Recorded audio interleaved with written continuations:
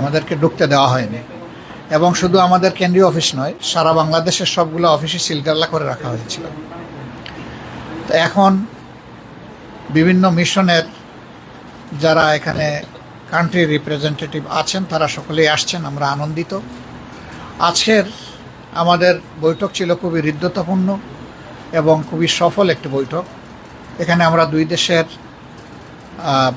Mutual cooperation with respect and love আমরা কিভাবে এগিয়ে নিতে পারি সেই সমস্ত বিষয়ে আমরা বিস্তারিত ডিসকাশন করেছি।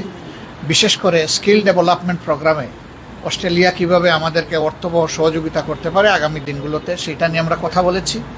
আমাদের দেশের একজন গুরুত্বপূর্ণ উন্নয়ন অংশীদার হিসাবে অস্ট্রেলিয়া আরও কি ভূমিকা রাখতে পারে সেটাও আমরা আলোচনা করেছি।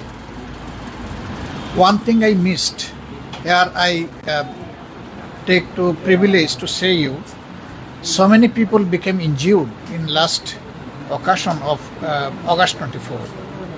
May I request the Australian government through you to cooperate us or help us or extend your helping hand towards these injured people so that they can recover their eyes and the lost limbs.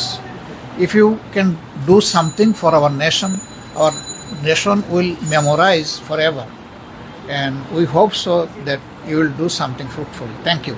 আপনাদের সবাইকে ধন্যবাদ। আসসালামু আলাইকুম।